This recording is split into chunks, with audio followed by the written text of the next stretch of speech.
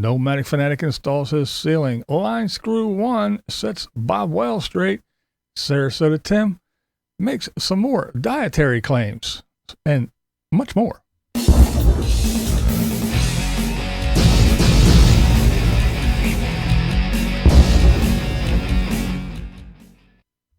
Good Monday to everyone. I hope you guys are having a good one so far. And let's go ahead and get into it. So I already talked to you about the Tater getting his ceiling installed. And of course, yeah, he's doing what he can to help, but we all know who is the brains behind this outfit. And no, it's neither one of the short people, I can assure you. But there he is. He has his stuff stained, and it was dry, it was acclimated, and now, yeah, we're using the proper hammers and everything. We're not beating on shit with ball peen hammers.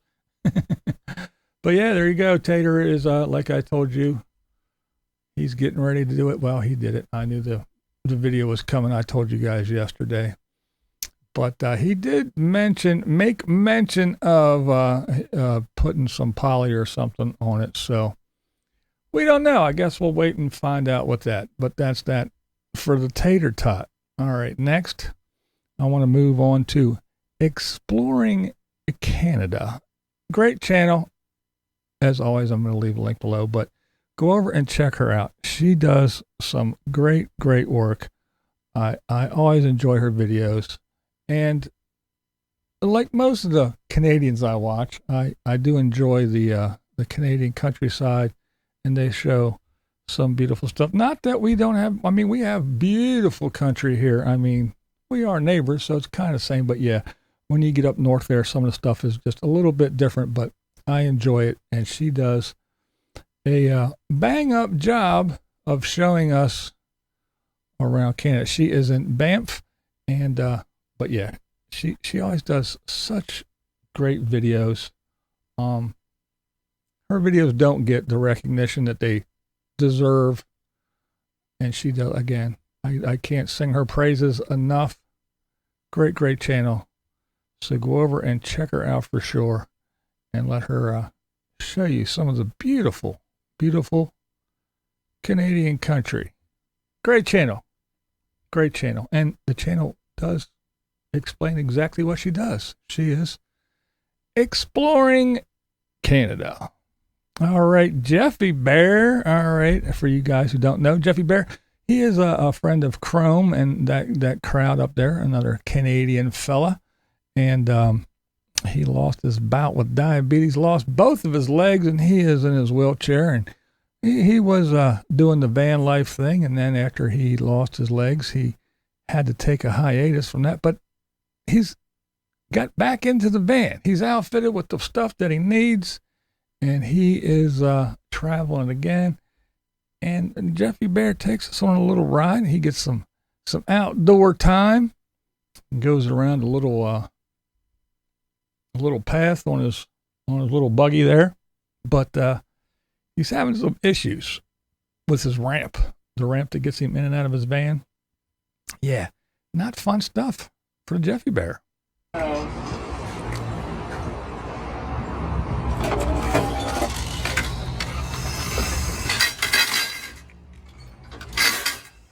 what you gotta do every day.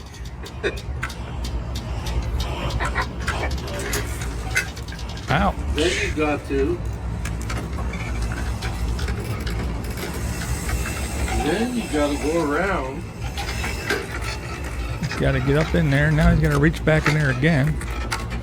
But anyhow, that's what Jeffy got to do. Yeah, something's awry, or he can't just push the button. He's got to get in there and and reach back in there and flip some switches, and then when he does, he's got to be able to get out of the way fast enough before that thing comes down and, as we saw, smashes him on his hands and everything. We gotta do something here for Jeffy, because I mean, he's already lost his legs. He can't be losing his hands to that thing, right? But yeah, Jeffy Bear, good old Jeffy Bear. Go over and check him out. another Canadian. All right, let's get back to the U.S., shall we? Now, this is a channel I've been watching for quite some time. One of my favorite channels, and it is RV Ashes in April. Now, they always find these little out-of-the-way places. I mean, when you watch the Nomads, you usually see things over and over and over again. Different people doing it from different perspectives. But these guys, they're always finding stuff that nobody else sees. And yeah, it's not just the same old, you know? And this time they found an old little roadside ice cream shop. And it has all kinds of little sculptures and doodads and this and that. But yeah, it's just something different, something special. And I just find these little out of the way places that they do, I find them so, again, special, so nice. And it's not stuff that everybody else is showing you. And that's what I find so intriguing and so interesting about their little channel while they're on their travels. And yeah, it's just not just the ice cream place, but there's a little path and there's little things to see and along your little adventure, little things to find. So I find it quite interesting, and I think that you will as well. So go over and check out RV Ashes in April. All right. Line Screw 1. Damn, this is a Canadian show today. Another Canadian, Line Screw. Now, he's talking about the Canadian border crossing. Because Bob Wells, that's right, the Grand Poobah, the one, the only, the Desert Messiah. Now, he made a video, and Line Screw says, now, he skipped over a whole bunch of things that kind of need to be addressed when you're thinking about crossing the border. Because now, let's face it, Line Screw lives close to the border. He stays close, and he bounces back and forth between Canada and the United States a lot over there on the west side, from Vancouver into, Washington and Oregon and all that. He does that a lot. And plus he has a lot of experience crossing borders abroad as well, not just the little Canadian U.S. border. But he wants to let you know that there's a lot more to it than what Bob says. But then again, we always know that when it comes to the old Bobo, he makes everything sound just so simple and easy, doesn't he? It's just like look, just quit your job, sell everything, move into your car or van, and just come on out here and live. It's so freeing. It's simple. It's easy. It's cheap. You can live your childlike wonder. There's nothing to it. And that's Bob's. It's just so easy. And just cross the border. There's nothing to it. Don't worry about it. Don't worry. Everything's just easy. Life is just a breeze. I always wondered, though, there's this one thing that always was on my mind when I listened to the Bob talk and some of these other folks, that, living in a vehicle is just, it's so blissful. It's so freeing. It's so easy. It is just wonderful. You escape all your problems. And I always wondered, why aren't the richest of the rich? Why are they living in big houses and driving their cars?